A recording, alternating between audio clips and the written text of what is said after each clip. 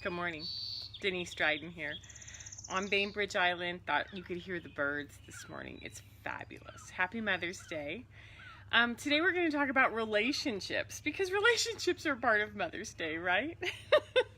So relationships with you, with your partner, with your parents, with your children, with others, your relationship with work, your relationship with your community, your relationship with the world, and studied Feng Shui last week, so relationship with things. It's just about relationship. And so I thought I'd go broad on Mother's Day rather than get down into the nitty gritty and sort of go after a couple of really interesting concepts. Been studying the Hermetic principles, and the one I want to focus on today is the Hermetic principle of the law of correspondence. And we talked about this last week, which is that everything is in relationship to each other. That we're all bonded together in an energetic sort of magnet, and when we want to come into form, we bond in here, and when we don't have anything in common, we're way out here. So everything is in relationship. It is also called the as above, so below. What we think, we also create in the world. What we see in the world, we think. That there, and it can go into the depth of most spiritual belief systems, which is as above, so below. And it's at a cellular connection. So when we know that everything is connected, and we're going to talk about relationships, I want to talk about the very first relationship we have, which is the relationship between the mother and the child. The mother and the child is the first human that the child gets to know, the first person to show them their world. And then really rapidly after that, whether it's another parent, the father, or another or any parenting form, right? Then we also have any siblings or extended family.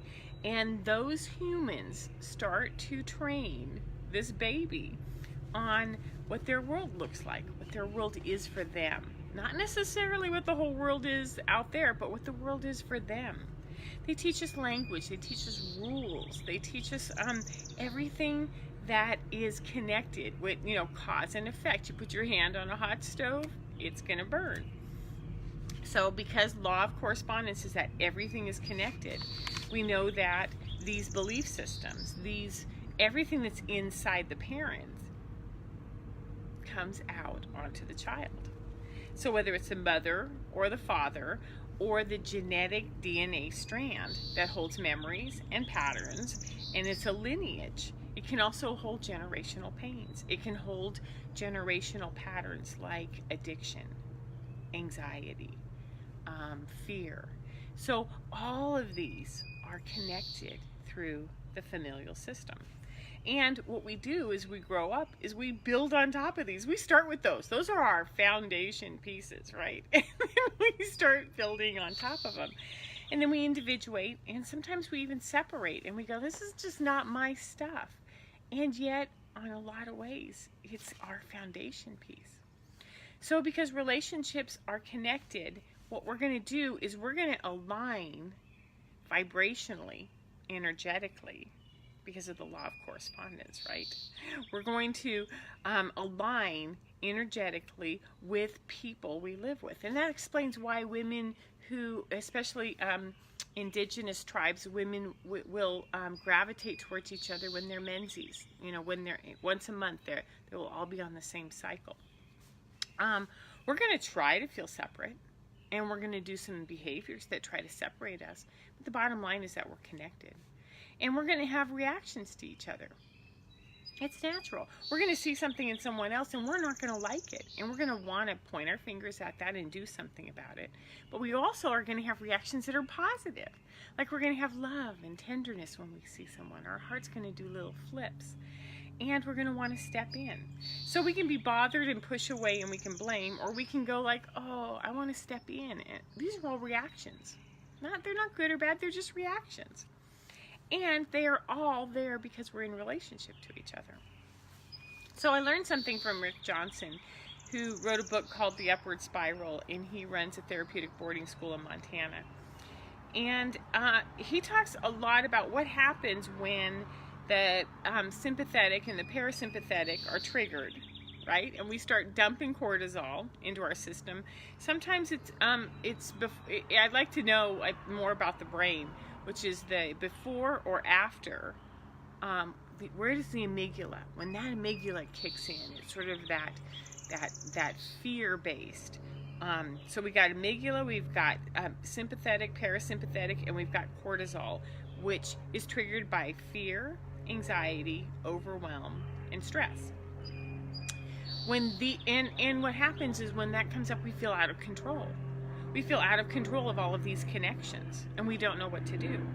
And one of the first things that we do is we go into fight or flight. Now, when we're in overwhelm, when we're in fear, when we're triggered, when someone said something that really bothers you, and we go into fight or flight, what we do first is all of our negative behaviors start coming up. We might start eating things that we're not supposed to. We might self-harm. We might even go out and do something that is not in our highest interest, as we know. We also, second, have anger, and the anger is non-targeted. In fight or flight, it's always non-targeted. It just is like, it comes out sideways, and it goes a lot of different places.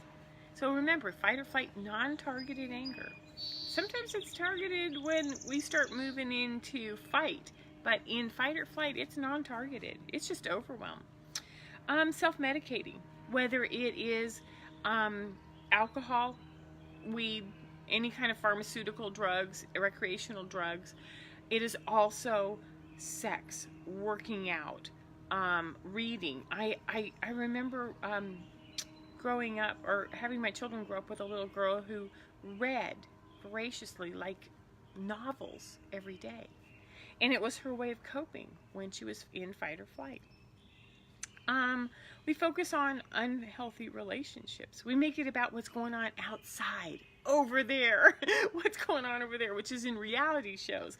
It's in gossiping. It's in picking fights with family members. It's in work issues.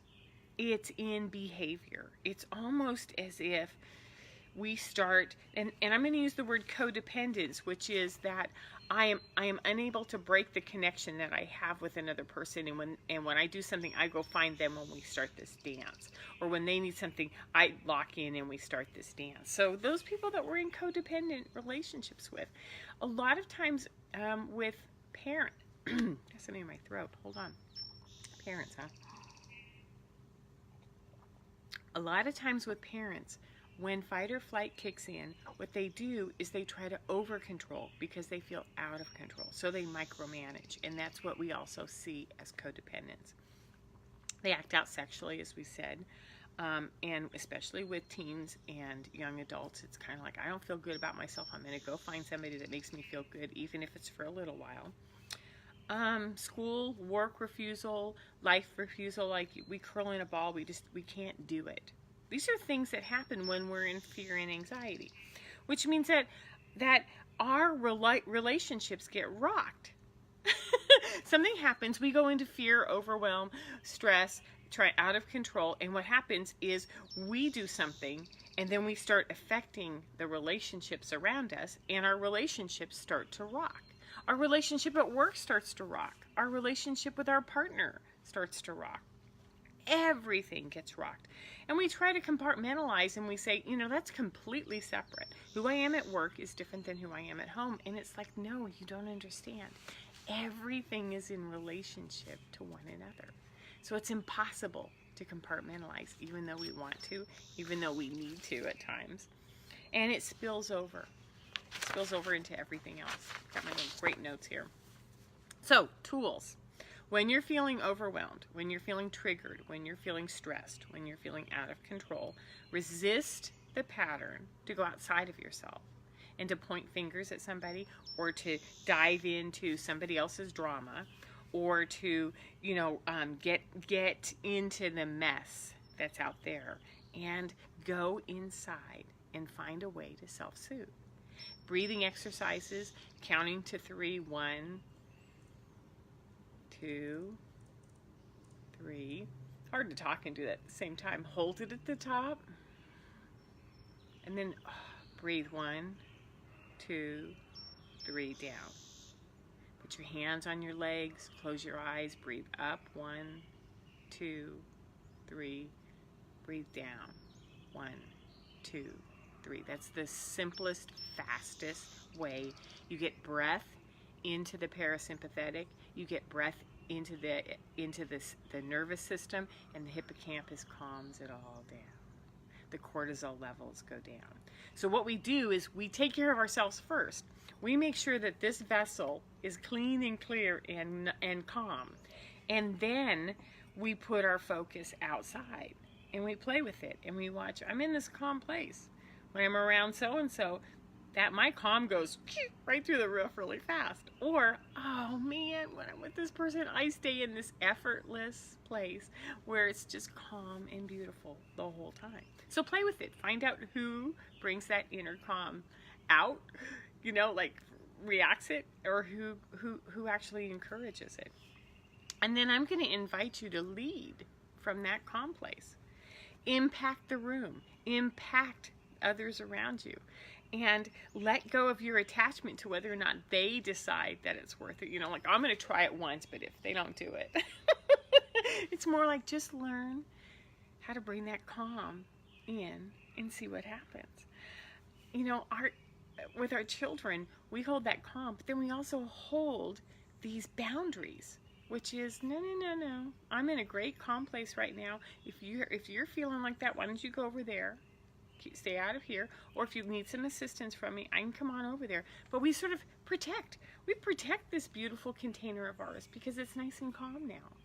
And because it's Mother's Day, I want to bring this to a close by saying that when we understand that we are in relationship to everything, and that as mothers, we're the primary guide that will always be there for our children, then we are also the most impactful leaders on this planet. So happy Mother's Day. Enjoy leading from a calm, conscious, aware place that what you do is connected to everything around you. This is what I do.